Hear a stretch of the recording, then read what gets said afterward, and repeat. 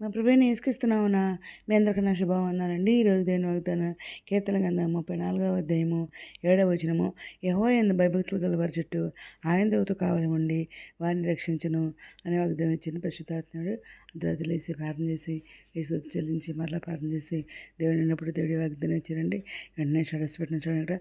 అందరినీ కూడా ఉదయకాల సాయంత్రకాలం అర్ధరాత్రి ప్రార్థన చేస్తాం, స్తుతియాగం చేస్తున్నాను, బైబిల్ దేవుని కృపలను పూర్తి రాస్తానండి. ఇంకా ఉపవాస ప్రార్థన కూడా చేస్తున్నాను అనమాట. ఇక్కడ దేవుడు మరి యెహోవా యందు భయభక్తులు చుట్టూ ఆయనతో కాలం ఉన్నవాడిని రక్షిస్తున్నాను అని చెప్పేసి ఇక్కడ వాగ్దానం ఇచ్చారు కదండి. ఈ వాగ్దానానికి రిలేటెడ్ వాక్యాలు చూసుకుంటే కీర్తన గ్రంథం 91వ అధ్యాయము 11వ వచనంలో, నీ మార్గములన్నిటిలో నిన్ను కాపాడటకు ఆయన నిన్ను గూర్చి తన దూతలకు ఆజ్ఞాపించును అని చెప్పేసి ఇక్కడ మాట్లాడుతున్నారు దేవుడు. ఇంకా హెబ్రీ పత్రిక 1వ అధ్యాయము 14వ వచనంలో, వీరందరూ రక్షణను స్వాస్యము పొందుపోవుటకు పరిచారం చేయుటకై పంపబడిన సేవకులైన ఆత్మల కారా అని చెప్పేసి దేవుడు ఇక్కడ మాట్లాడుతున్నారండి.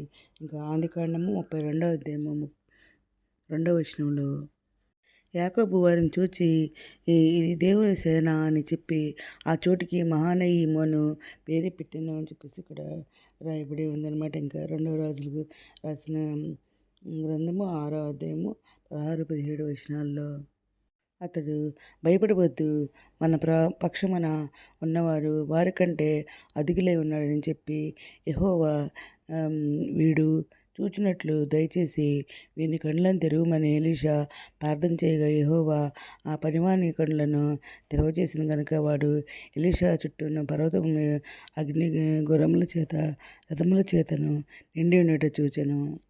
ఇంకా కీర్తన గ్రంథం 34వ అధ్యాయం 19వ వచనములో, నీతిమంతుని కలుగు ఆపదలు అనేకములు, వాటన్నిటిలో నుండి యెహోవా వారిని విడిపించును అని చెప్పేసి దేవుడు ఇక్కడ మాట్లాడుతున్నారు.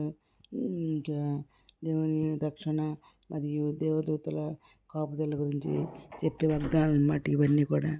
నీతిమంతులకి అనేక ఆపదలు రావచ్చు, వాటన్నిటిలో దేవుని విడిపిస్తా అంటున్నారు. ఆయన వారి ఎముకలన్నిటినీ కాపాడుతా అంటున్నారు, వాటిలో ఒక్కటైనా విడిపోతా అంటున్నారు. యెహోవా తన సేవకుల ప్రాణం విమోచించుతా అంటున్నారు. ఆయన శరణు తెచ్చిన వారిలో ఎవరు నా అపరాధులుగా ఎంచబడరు అని చెప్పేసి ఏదైనా దేవుడు మాట్లాడుతున్నారు. ఆయన భక్తుల చుట్టూ ఆయన దూతకాలను రక్షిస్తారని చెప్పేసి ఏదైనా మాట్లాడుతున్నారు. మరలన్నింటినీ కాపాడక ఆయన దూతలను పంపిస్తారని అంటున్నారు. భయపడద్దని చెప్పేసి ఏదైనా మాట్లాడుతున్నారు. వాగ్దానం అందరి చేతులు నెరవేరాలని కోరుకుంటూ ఈరోజు మనం ప్రార్థన చేసుకుందాం. మహోన్నతుడ సర్వశక్తిమంతుడ ఘనమైన నామానికి ఎలా స్తుతిస్తున్నా తండ్రి. మమ్మల్ని నిత్యంగా ఆశీర్వదించుందండి, మా సరిహద్దులు విశాలపరచుందండి, మీ చేయి మాకు తోడుగా ఉంచుందండి, మాకు కీడు రాకుండా దాన్ని మమ్మల్ని తప్పించుందండి.